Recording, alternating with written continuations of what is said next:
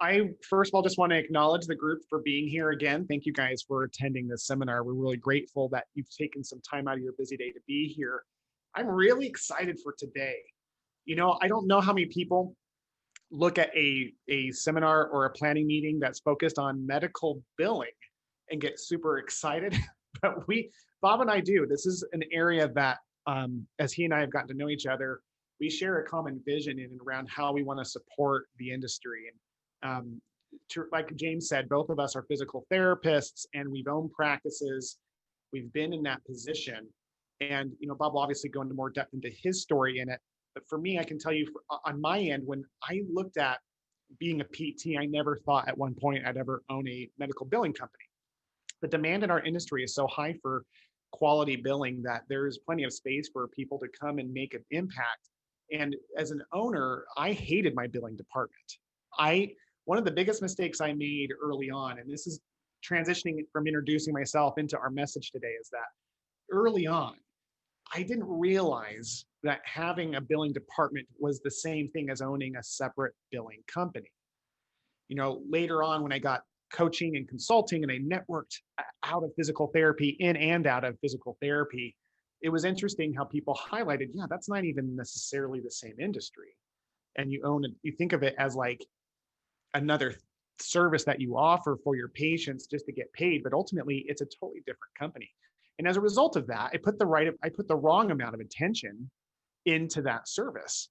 And so my results really fluctuated based off of who I worked with, right? Like, I don't know if anyone here can relate to this, but I've had experiences with people where I'd have them doing, I thought, an adequate job, even though I could never really feel confident that I was collecting every dollar, right?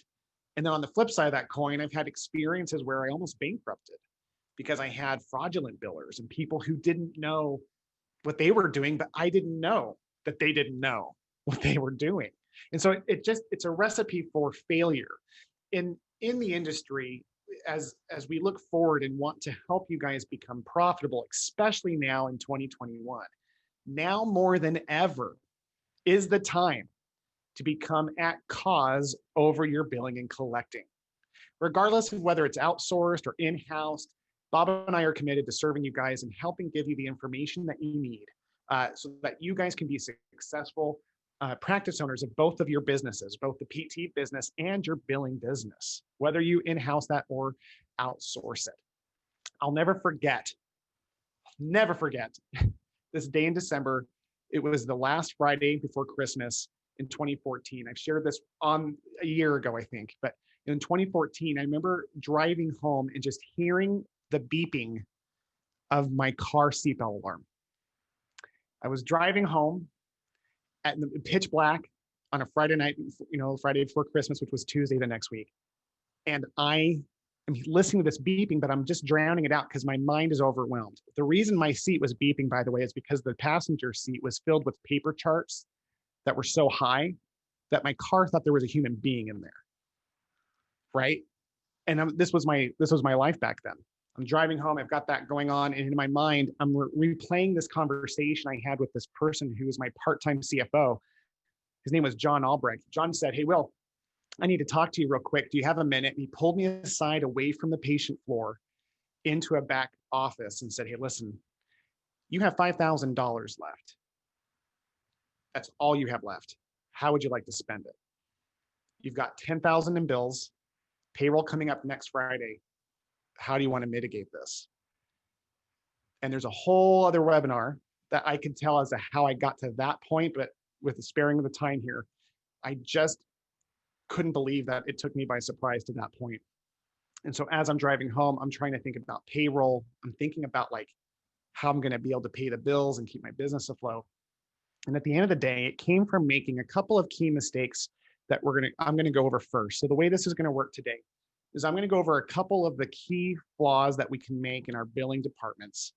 And then Bob's going to come in and start shedding a whole bunch of wonderful knowledge around how billing can pertain to the rest of the business. Because what Bob's focus is, as mine is in my world, is helping your net profitability.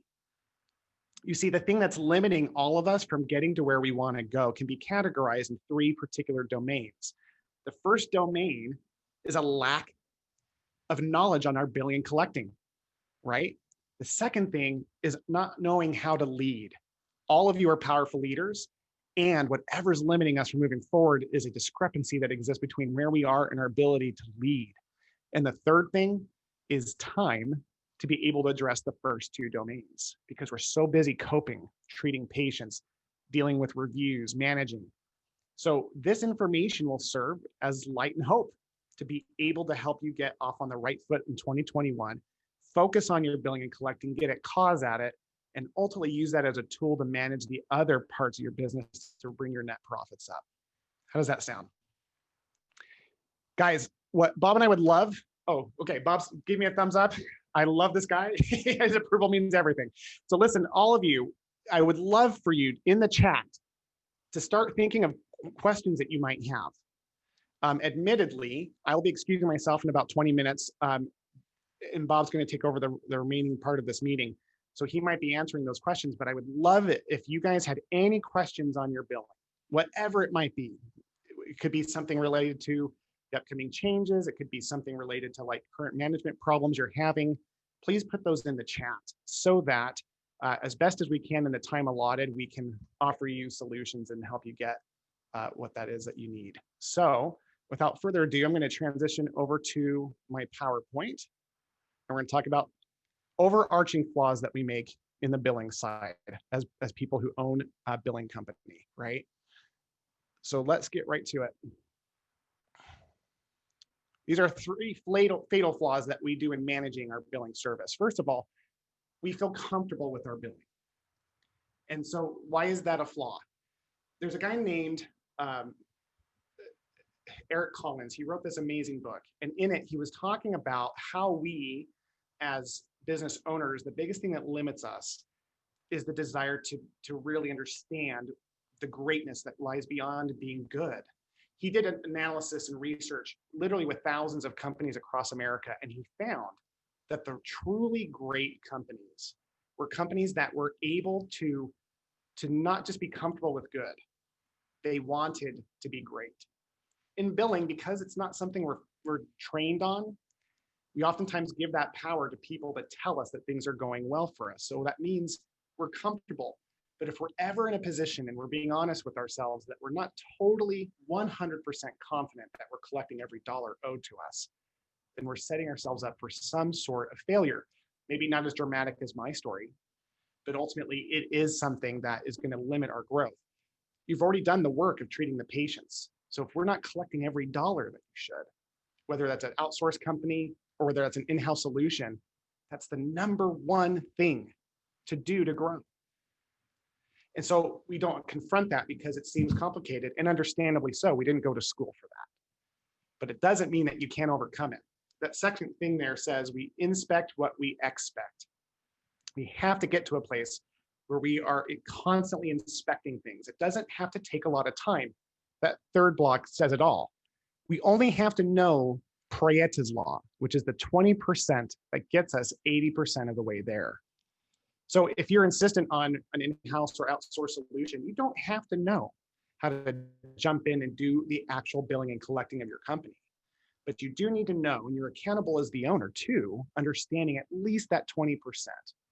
Pareto's law, for those who haven't heard, is this law that helps people understand that about 20% of our problems, or excuse me, 80% of our problems come from 20% of our sources, just like 80% of our income comes from 20% of our relationships. So we don't have to get to 100%. Done is better than perfect. And for us in the billing world to understand that it's your obligation to feel 100% confident in your billing is absolutely necessary to grow. The second mistake that we make oftentimes as people who are managing a billing and collecting relationship is that we don't forecast. So much of the finance world is retrospective, meaning we are looking backwards in time as what has already happened. So for example, what I used to do back in the day, whether it was a company or an in-house solution, is that I would talk to my biller and find out, how things went last month. So we're in January right now, right? I'd look at December, maybe the year 2020, if I was feeling super organized, and I would say, okay, so what did we bill out and what did we collect? That's valuable. That tells me some part of the story. But remember, your money is a timeline. It's a story that has a past, a present, and a future. So much so that we don't even think about forecasting. If we do, it's very general. So creating a system with the people who are doing your billing to hold accountability around the forecast is absolutely key. Do you know what you should be collecting in February before February occurs? You can figure that out, and you can hold those parties accountable to that. Forecasting money shifts the mindset and the discussion from being reactive to proactive. And as Bob's going to go into in a little bit, when you can understand how your profits are going to impact the various compartments of your business, you can start making better business decisions in advance. An ounce of prevention is worth a pound of cure. We've heard this 100 times. That's what forecasting does. We can prevent so many headaches. I could have prevented that nightmare back in 2012 if I had only had the right information sooner. So without it, we're always going to be reviewing what's already happened. And as a result, we're going to lose large amounts of profits. The best decisions we can make to increase our income is about not just fixing what happened, but proactively changing and pivoting in real time so that money's coming next month can be maximized. And then with that knowledge, making decisions to help mitigate loss, maximize returns, right? So forecasting collections doesn't have to take a lot of time either. It's not that complicated. You can do it in a monthly meeting in less than an hour. You want to look at the previous performance for sure. And then you want to get, when you're looking at your if you've never managed a team or in-house solution effectively or regularly, this is what we recommend, is that you want to get the story with their battle plan. Like, what was it that they were attempting to do in the past and what did they actually achieve and why? Why? There's always some delta, and hopefully it's more than what you expected, but you always want to know the story.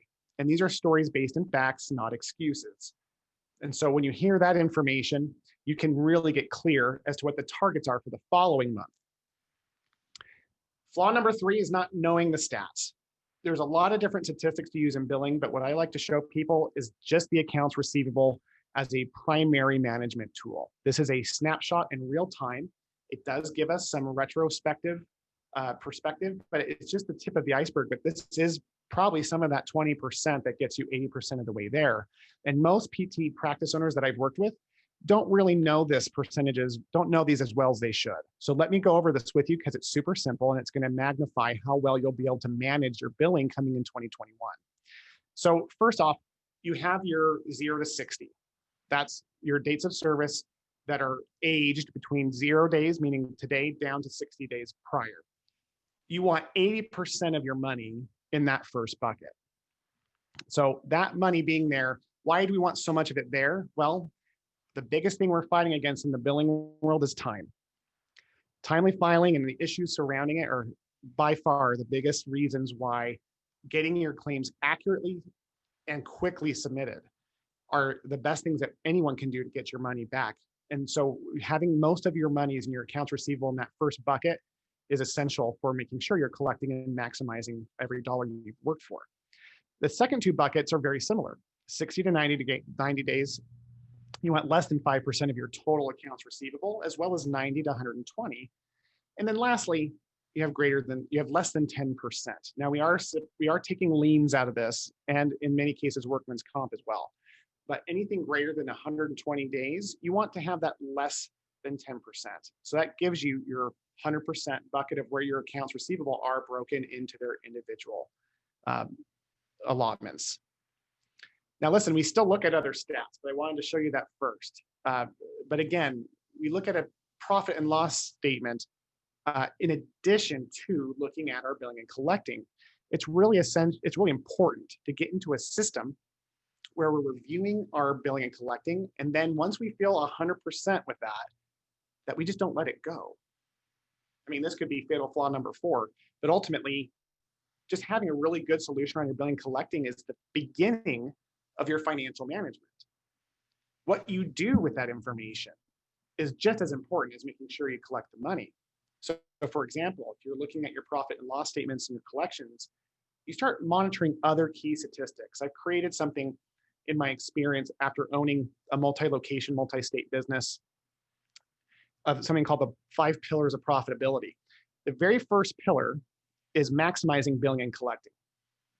All other pillars result from maximizing it. Until you do that, all other attentions may not be worthwhile. It's almost like when I work with many of my clients on a coaching level, PT practice owners, when things start to get hard, their thoughts go to one thing. What do you think that is? New patients, right? Money's dwindling, business is slowing down. I mean, it makes sense. We always want more new patients, but they so often neglect the holes in their billing, collecting, and the other 5 pillars of profitability that I can get into another time. So for example, if my billing and collecting isn't maximized, if I'm not collecting every dollar owed to me, I can go get 20 more new patients, but I'm going to lose. Think about it like a bucket, right? With holes in it. If there's holes in that vessel, the more water or new patients I pour into it just means there's more loss I'm going to occur. I might, of course, maintain a certain level of volume, and that's important. But when we think about growth, we forget about patching those holes. And so if you don't know how to patch the holes, or if you need help in doing that, that's where Bob and I can come in. Feel free to reach out to us. We're happy to do an assessment and look at your current billing and collecting model without trying to sell our services. There's so much demand for our service. It's not really a matter of that. It's a matter of serving you guys and making sure you're doing it right. There are clients who have figured it out in-house so well, and they do such a good job that when I've stepped in, I've looked at it and gone, yeah, you guys are doing great. I would change X, Y, and Z. There's probably a little bit more in your accounts receivable. Past 120 is a consistent problem that I see in most of my clients' cases, but there's definite help out there.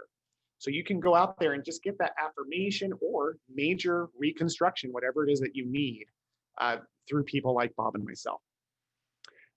So yeah, once you get you're maximizing your billing and collecting, you can look at other pillars. You can start looking at different ratios, like your payroll to income ratios, things that I didn't know about 10 years ago.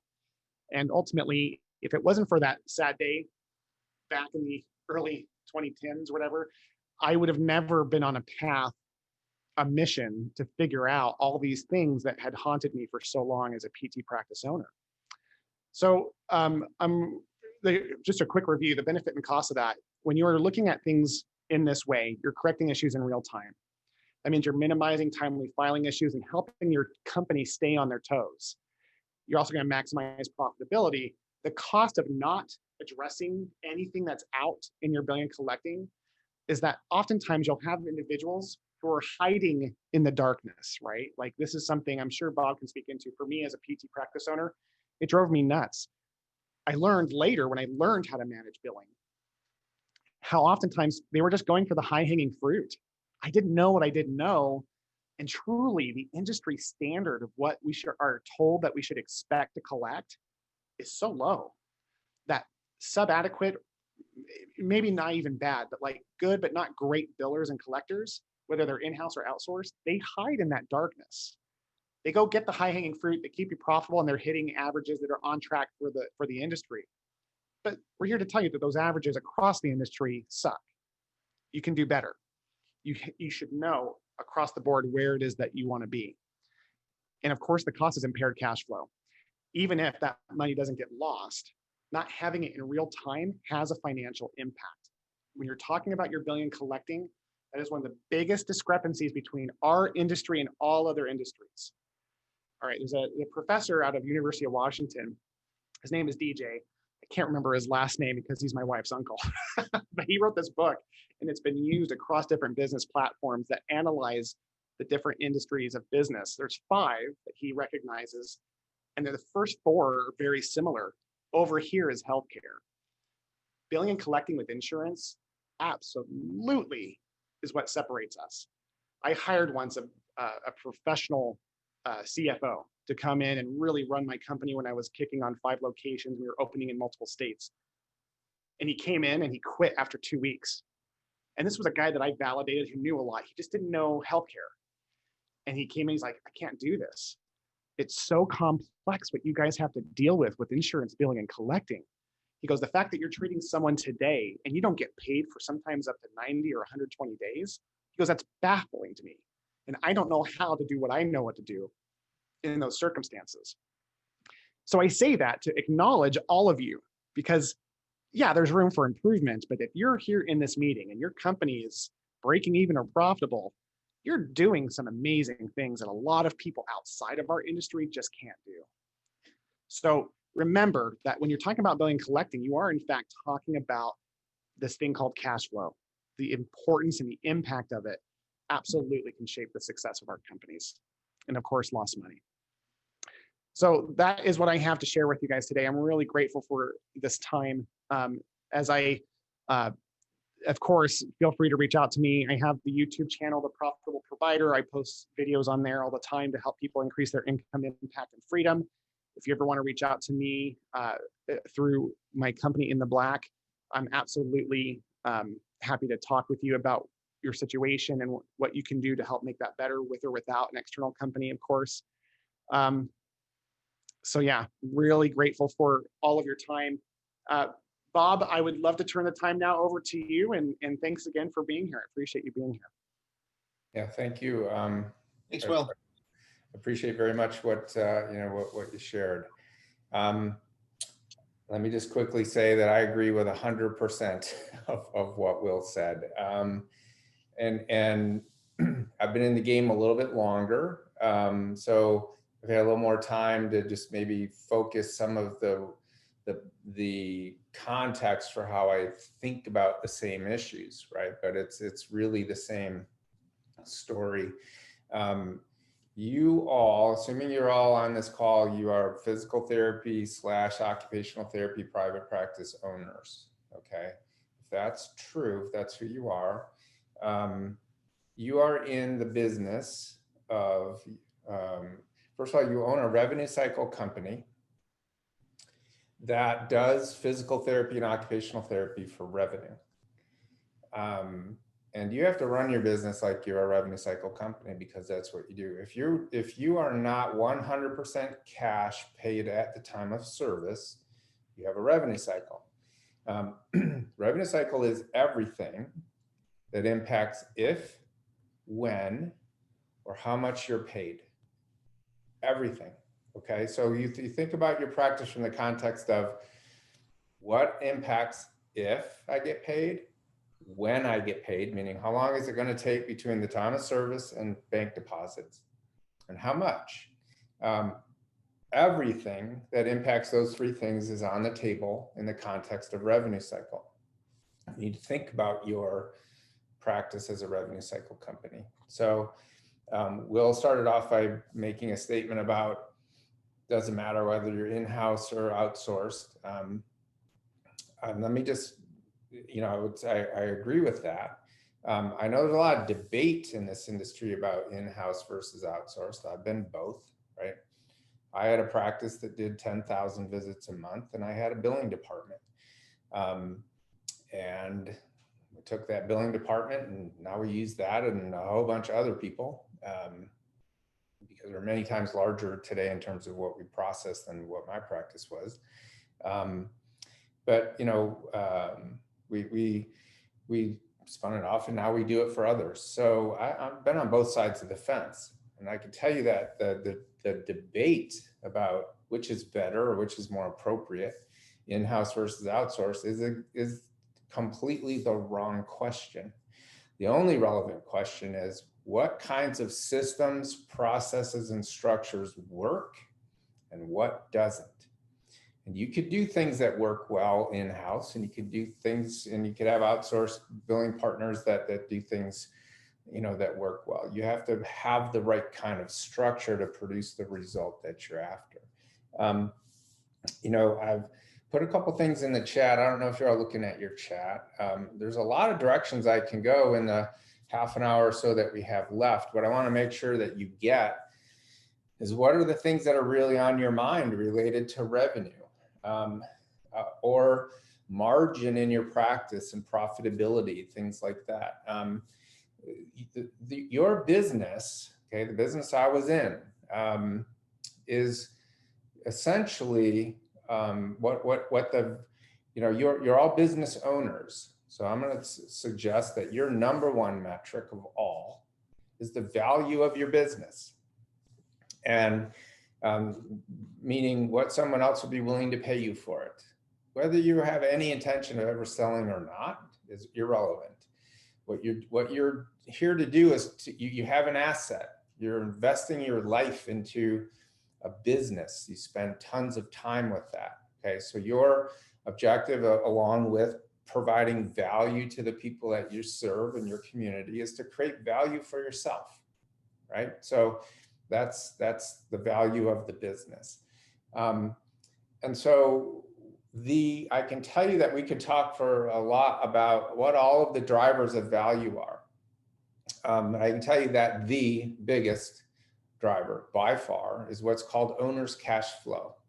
Okay, a basic formula for business valuation is you take your cash flow and you will have a multiplier. Somebody's going to pay you some multiple on whatever your cash flow is. The bigger the cash flow, generally the bigger the multiple. And then there's a thing called book value, which is assets minus liability. That's like this little tiny piece, should be this little tiny piece of the puzzle.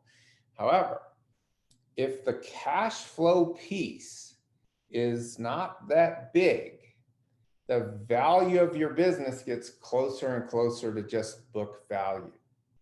Okay, the lowest value you'll ever have for your business is book value. It's your tangible assets minus the liabilities that you have, the obligations, debt service. So the goal in building a practice and building practice value is to maximize owners' cash flow. So I'm going to simplify this for you right down to the nitty-gritty of what that really means. It means maximize the difference between your revenue per visit and your cost per visit. That's your cash flow. Okay. Do you know what your revenue per visit is? Do you know what your cost per visit is? If I ask you, do you know the difference?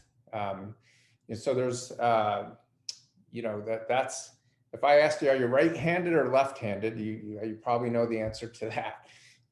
The answer to what's your revenue per visit, what's your cost per visit should be as known in your mind as I'm a right-handed or left-handed. And I'm not saying that to make anyone who doesn't know that feel bad. I'm just making a point that it's that important. You have to know these things. The other little variable maybe not so little, in owner's cash flow is you got revenue per visit minus cost per visit times multiplied by the number of visits, right? So, and you want to look at that on a per patient basis. So there's a metric, and I believe it's the most important metric that you have. I call it the net value of a new patient. Net meaning it's the profit value. Okay, so for example, let's say your revenue per visit's $100. That's our average. We have clients in 30 states, tens of thousands of visits a month. Our average is about $100 a visit, okay, for physical therapy. Occupational therapy is actually a little bit better than that. Now, historically, we're not a cost side company. Not your accountant, not your financial advisor, but there is a whole new direction we're starting to head down in 2021 because the cost side is just about as important as the revenue side.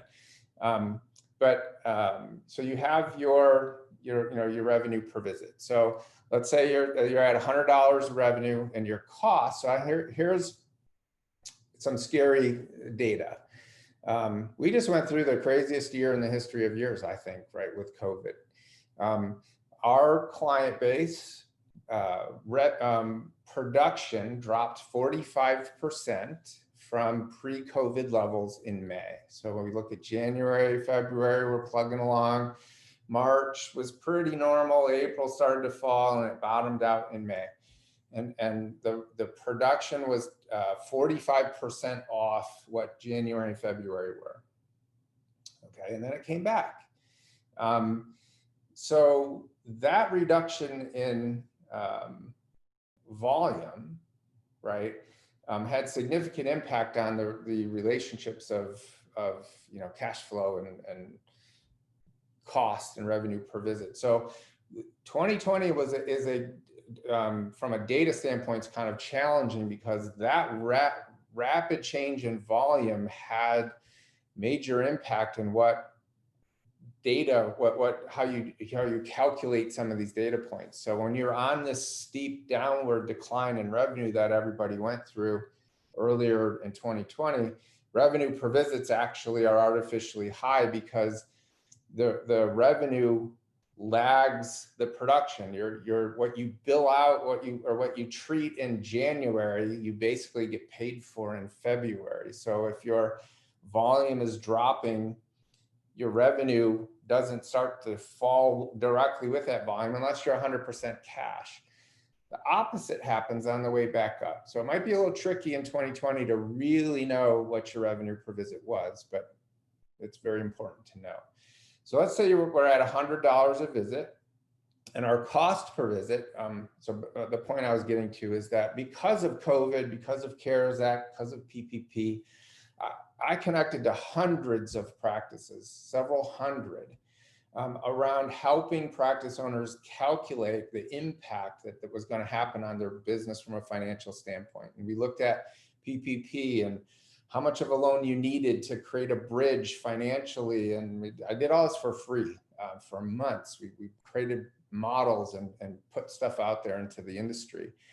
What it gave me was a ton of data about the financial condition of our industry, pre-COVID and post-COVID. Very interesting position to be in. And I can tell you that the average profit margin of the data set that I had, which was about 400 companies, was 11%. So what does that mean? It means if you're averaging $100 a visit, your costs are 89, right? So we know that our margin per visit is $11, and you take your average number of visits per plan of care, multiply that out, let's say it's 10. If that scenario was true for you, my revenue is 100, my cost is 89, I see 10 visits per plan of care, my net value of a new patient in that scenario is $110. You have to know that number. Once you have that, you kind of have some idea of what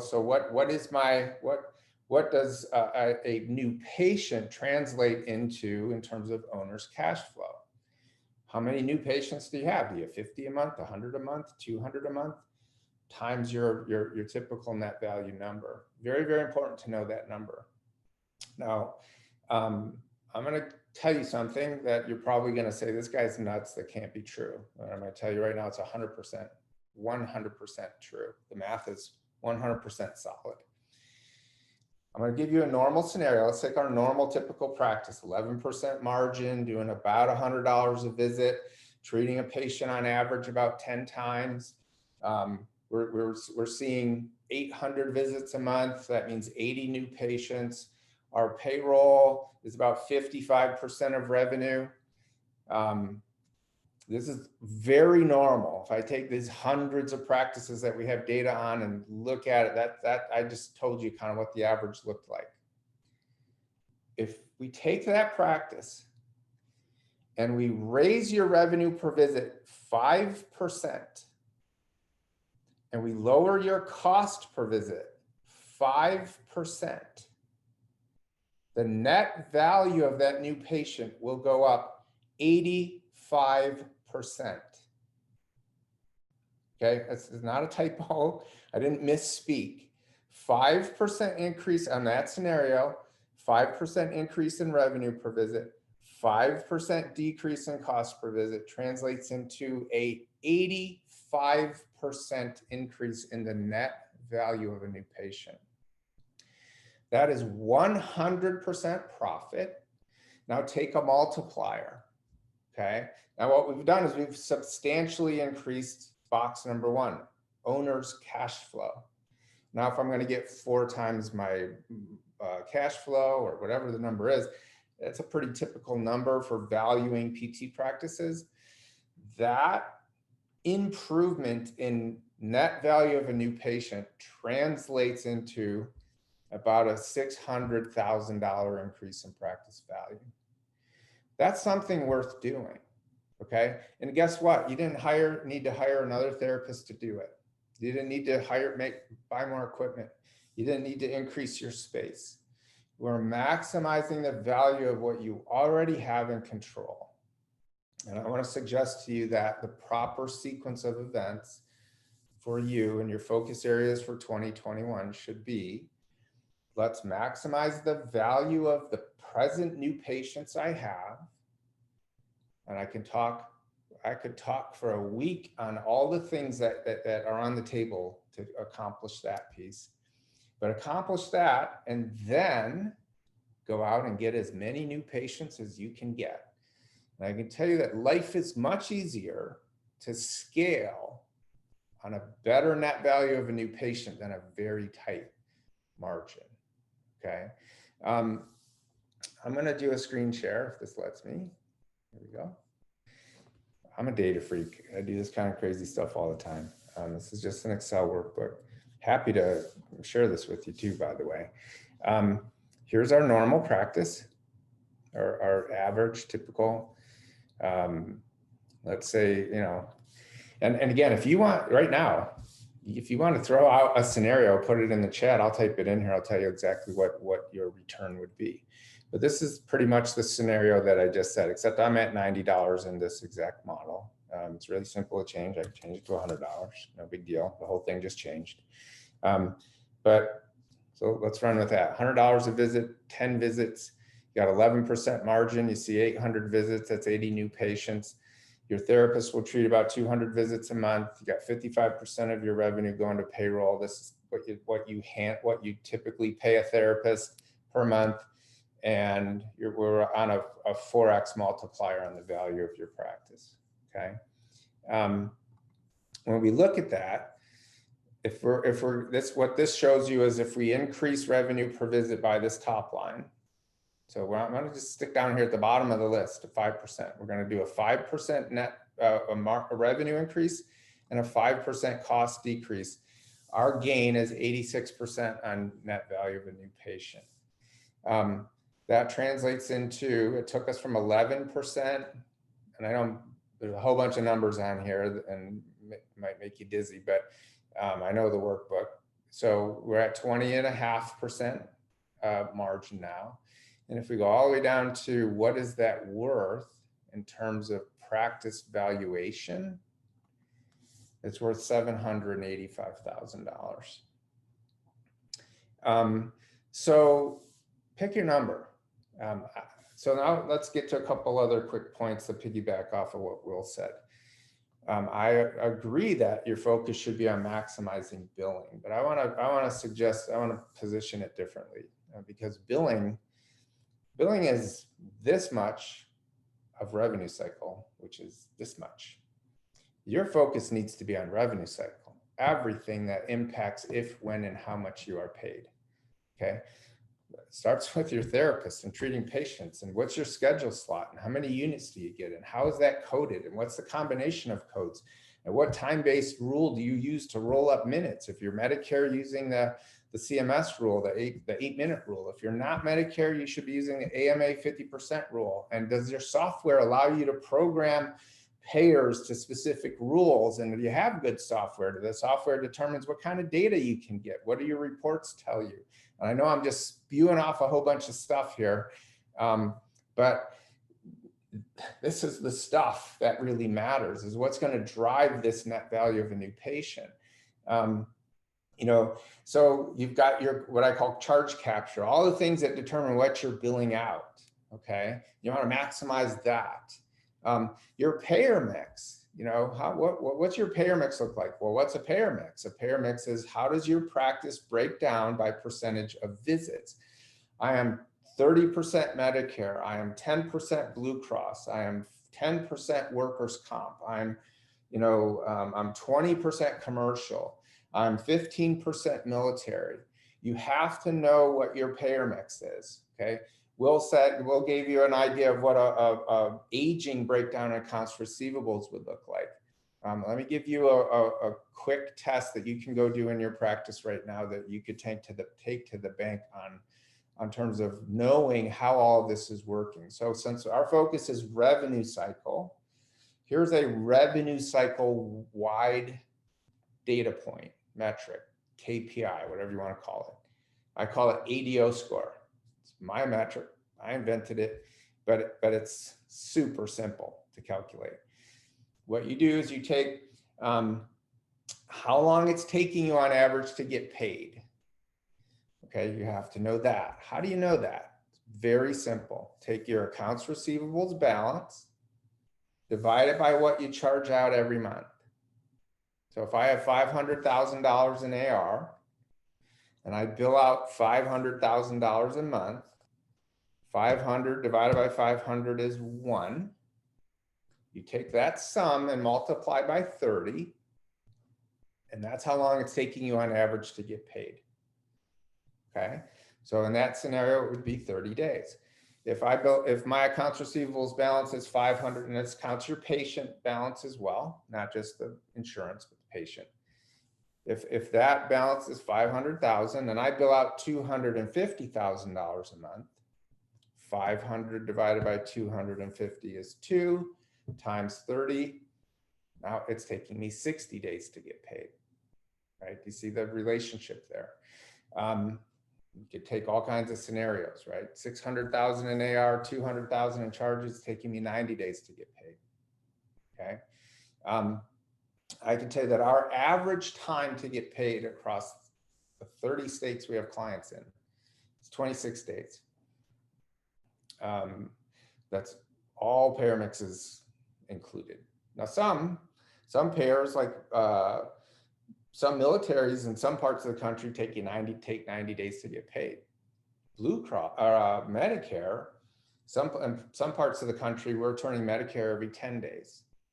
Okay, so here's where the whole industry discussion is totally off target. You'll hear all kinds of experts out there say, well, it should be 45 days. Your average time in accounts receivables should be X. Fill in the blank. That's only half of the equation. 45 days, 60 days, 30 days. How do you know if 45 days is good? So let me give you an example. If let's say you're 100% Medicare, and Medicare on average pays in 14 days, and you're running 28, it's taking you twice as long as it should take. That's 200%. That's the ADO score. So ADO score gets you to a number somewhere at or above 100%. The objective of managing revenue cycle is to have an ADO score at 100%. So the data points that you need is you have to know your visits. You have to know your visits by payer class. You have to have software that lets you structure that out. You have to then have a target. You have to know, well, this payer class should take me 2 weeks to get paid. This payer class should take 30 days to get paid. This one should take 60 days to get paid. And you do the simple math across that payer mix to add all that up to say, well, my practice as a whole on average should take me 26 days, or it should take me 40 days, or depending upon your mix. So you have to, it's kind of like we're all therapists. It's like, how do you know 90 degrees of shoulder elevation isn't that great? The only reason 90 is not that great is because that's what it's supposed to be. Without this context, you can't know that this isn't any good, right? You have to have the context of knowing how long it should take based on your payer mix. So all I did in creating ADO score is said, just knowing how long it is taking isn't good enough. I need to know how long should it take, and then look at those together. That is the single most important metric for you to have as an indicator of what revenue cycle is doing as a whole. Your next most important metric is, we already talked about, is your revenue per visit. And then I'm going to suggest a concept around what the purpose of billing is, and then we'll just open up for questions. Billing for most people is a person who does a bunch of tasks, that submit your claims to payers, that posts the payments when it comes in. If they have time, they spend it managing accounts receivables where you haven't been paid yet. They run some reports at the end of the month. They decide how much money your patients owe. They generate statements. They do all these tasks, okay? Will said something about the effectiveness of your billing. I can tell you that the effectiveness of your billing is 100% dependent on the efficiency of your billing. And how do you know efficiency if you're not studying time? If you have an in-house biller, she should be recording. You should have a time keeper of sorts that tells you where her time goes by at least those major buckets: claim submission, accounts receivables management, payment posting, patient services, month end, and reports. That's your 5 buckets. And I can tell you that when your ADO scores are 100%, meaning you're running a pretty good revenue cycle operation, the amount of time that will be spent in the accounts receivables management bucket is 50% of all of the time. Okay, and I guarantee you, because we see this all the time, that in a single biller linear process model, it's very hard to have 50% of your time available for AR. And so there's the biggest driver of the time it takes, given the amount of volume that you have, is the condition of your revenue cycle. And the condition of your revenue cycle has more to do with what's happening outside of billing than it does inside of billing. And so your billing, whether it's your own biller or a billing service, is an indicator. It's an instrument that's sensitive, that should be feeding you information about how all the rest of this is working or isn't working. And if your billing is nothing more than a person doing a bunch of tasks, you are not leveraging the value of the data that can be produced by that critical part of your revenue cycle process. So much of this is dependent on having the right information, knowing what to do with it. And it's easy for me to say, right, because I've been focused on this for a long time, and I've studied the relationship between time investment and billing process and the outcome, the revenue per visit, for about 7 years now.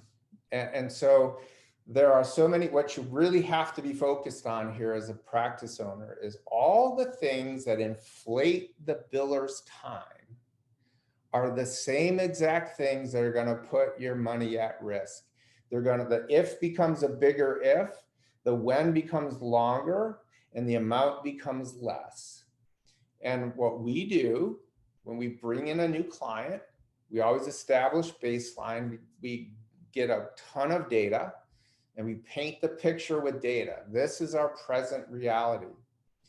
And then I can tell you that our average typical onboarding of a client has an ADO score around 200%. You know, I've had it as bad as 800%. I don't know how that practice was actually in business. It's amazingly terrible. 200% is not uncommon.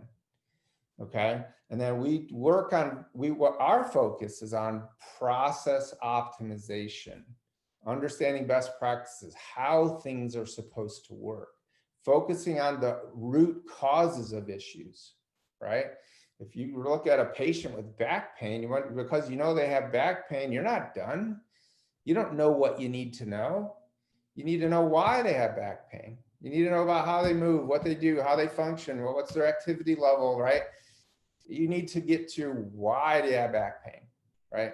And I can tell you the why you don't have the revenue you need and why you're taking way too long in accounts receivables is outside of billing. For the most part. And I can tell you that when you fix the things that are delaying money and putting money at risk, and you get to 100% ADO score, that decrease from 200% to 100% correlates on average to a 20% increase in revenue per visit. And I have years worth of data on this relationship. And we start going out here to 20% improvement in revenue per visit, the impacts they're earth shattering. Okay. And what I want to suggest is that you have to know how much money you're leaving on the table, and not look at that as that's somebody's fault. You know, I'm upset, I'm angry. It's like the first rule in Formula One driving, right? What's behind you makes no difference.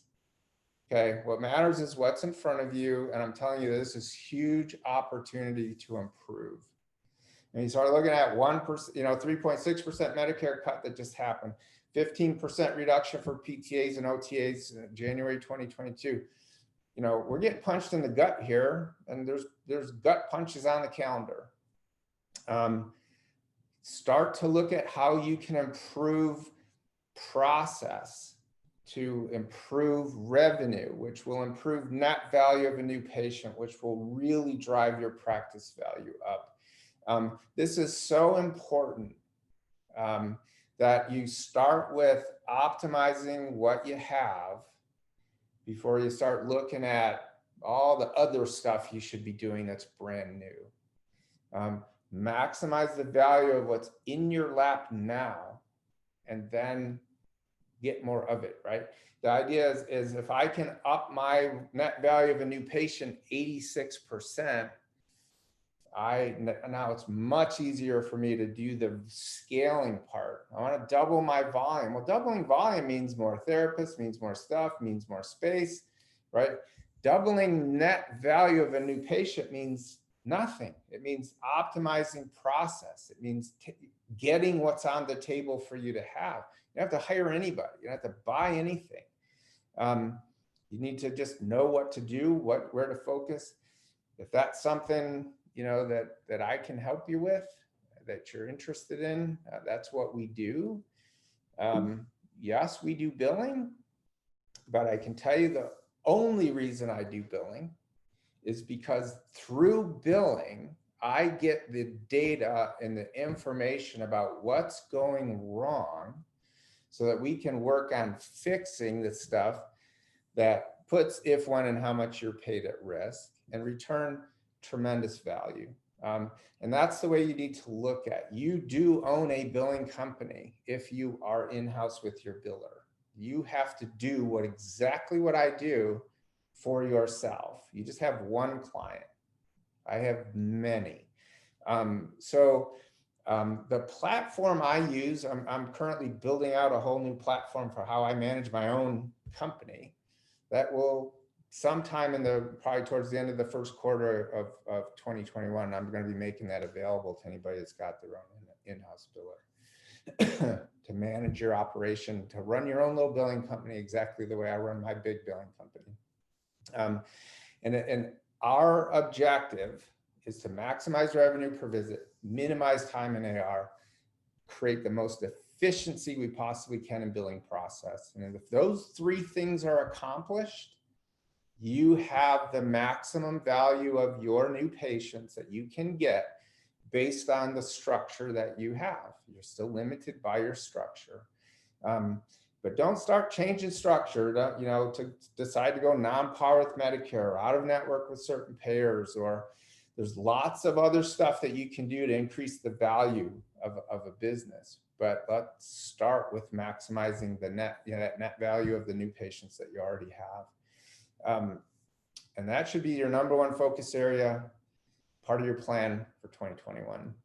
And happy to ask questions. You can speak them out loud, talk to your, unmute your microphone, shout it out, type it in a chat, whatever you like to do. I'm happy to hang for as long as we have somebody that wants to understand something. You have Rob Berger, you mentioned the 5 buckets. Maybe is that a quick recap? And then Vihang had a question as well. Yep, we hit that. Claim submission, accounts receivables management, payment posting, month-end reports, and patient balances. Hang's getting into a new, he's got a new business starting up. I guess he has a general question here. Yep. I'm just going to be totally blunt.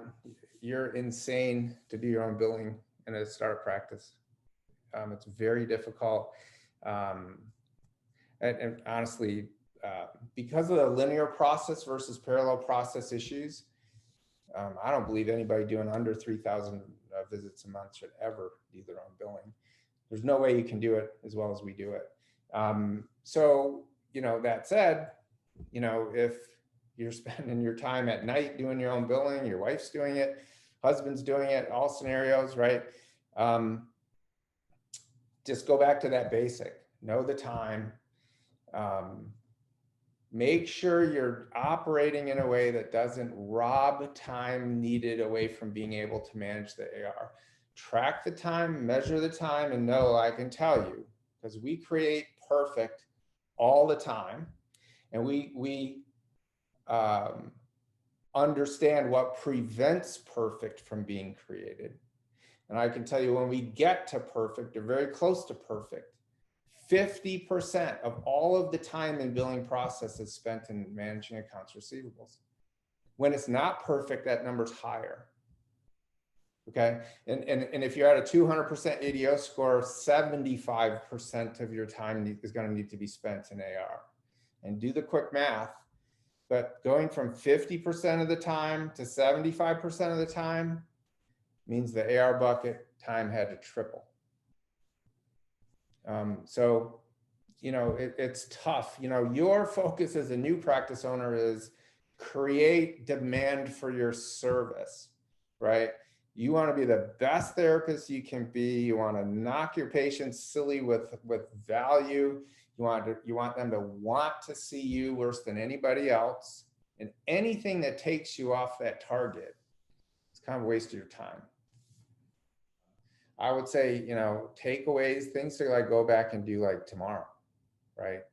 If you have a biller, create a time log, bucket it just into 5 buckets: claim submission, AR management, payment posting, the patient piece, which would include, you know, talking to your patients, the statements, credit balances, sending out notices, whatever that piece is, and then your month ends, closing a month, running the reports, producing, translating data in the billing software into some kind of information. Those are your 5 buckets. I tell you right now, your smallest bucket is month end. Your next smallest bucket is your patient services.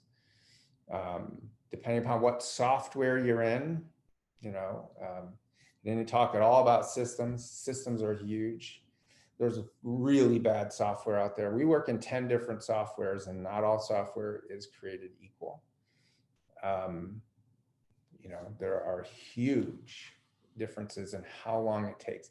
You have to think about this. I have a biller. She has 40 hours a week if she's dedicated to billing. Even that's not totally common. A lot of times it's, well, on Tuesday, she's the front desk, right? So I'm down to 32 hours. Or you know what your capacity for billing is. How many minutes a week is that, right? And then you take your time buckets, those 5 buckets. And this is, if you have a biller or you have a billing service that gives you a biller, okay, which we never do. We never have a person do the entire process for anybody. Okay, we have claim submitters that submit claims, payment posters that post payments, patient services people that deal with the patient piece. Accounts receivables, we have 3 kinds of accounts receivables people. Okay, there's specialized roles. They do the same thing all the time. I mean, Henry Ford pretty much taught us quite a long time ago that, you know, specialized roles are better than, here's the car, right? This is what he did. This is where the car used to get built, and I did my thing, and somebody else came up and did, then he changed the process, right? So parallel process, what we do is called parallel process in billing. What a biller does is linear process. So you start with a time capacity, and the sequence is this: have to submit claims first. X number of minutes come out. Well, how many minutes should that be? Depends on your software and depends on your volume, right? It takes a lot longer to do 5,000 visits a month than 500. Okay, what's number two? They have to post the payments. No biller in a linear process will ever look at your AR until their posting is done. Why? Because they don't want to waste time going onto payer portals and calling payers, trying to track down money that's already in the bank. Right? That doesn't make sense. So I got to get my posting caught up. Okay, so claim submission came out, posting comes out. Next is after you post, that's when you decide how much the patients owe you. That's the third part in their linear process. That time comes out. Then now it's how much time do I have left? And that's 100% of what could be available to manage accounts receivables. And I can tell you that if you have an ADO score above 100%, it's not enough time. You have what I call an AR gap. You have to know how much time is needed based on the volume you have and the condition of things. And if you don't have that much time available, then you have a gap. You can't give it what it needs, so your AR will grow. What happens is the biller says, well, I got this much time and I know those are kind of easy, so I'm going to go get those. And the stuff that takes a lot more time, they never get to it. And as the accounts receivables grows relative to your production, the amount of time it takes to fix that, to reverse that trend, you get this backlog, this pile of AR that's aged, okay? To bring that back down to where it's supposed to be typically takes 3 times the amount of time. There's just not enough time, okay? So this is why it's so critical. This is why I say that the efficiency, the time per visit spent in these different buckets are impacted. You have a certain time that's needed based on your volume, but now let's add process issues. Who has ever had a patient where you didn't get paid because you didn't get an authorization and you needed one, right? Who's had issues? Ask your biller what's frustrating. The front desk, when they registered the patient, they typed in the wrong payer ID, or there was a digit that was off. They didn't spell the patient's name right. When they did the eligibility check, you know, we actually gave me the secondary insurance instead of the primary insurance. Okay, I could give you a list that long of things that caused the biller to have to spend more time. Some things inflate the claim submission time. Oh, I'm using 59 modifiers everywhere, even when I don't need to. They got to take them off. Or they didn't add them. I got to add them on. There's certain things that cause them to have to spend more time. Are you posting every single day? Or do they sit down once a month and all of a sudden they're posting this huge pile of posting, right? Workflows matter. Every authorization issue you have wastes time in accounts receivables. You can't afford to waste your biller's time. That's why my relationships, we don't do billing for a % of your revenue. We do it for a % of revenue tied to your revenue per visit. So if I improve your revenue per visit with you, our fee goes down. If you do things outside of billing that really cause us to have to spend a lot more time, I charge you more money. Because why? Because it's more costly. But guess what? That's true for you right now anyway, even if you have your own biller. You're wasting her time. And if you're wasting her time, you've got AR that's not worked, which means you've got revenue that you're going to write off. And all these things are interconnected. And you have to approach it from that standpoint. Just like you look at a patient, you say, I got to really know how you move, what you do. There's all these things, and you take this complex movement model and you convert it down into exercise prescription and managing things.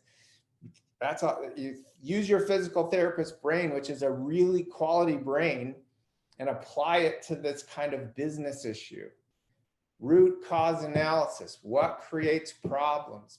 Don't start fires. Put them out if they're already lit. Stop lighting them.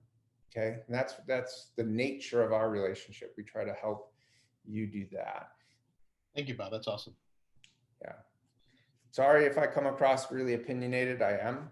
I wasn't born yesterday. I've done this for a long time. I've built a big practice. I scaled. I had 200 employees, 7 offices. I know what it takes to scale. I know, and this applies to me, the biggest limiting factor in what you can get for your practice is you, right? It's what you don't know. You can't know everything. Where you got to really be honest and objective about evaluating, okay, what am I weak in? And I better have a partner. I better have somebody who's really good at that. Be really awesome at your core competency, which is taking care of patients. And when you got that dialed in, and if you can create some freedom and less dependency on yourself there, great, you can focus on another thing.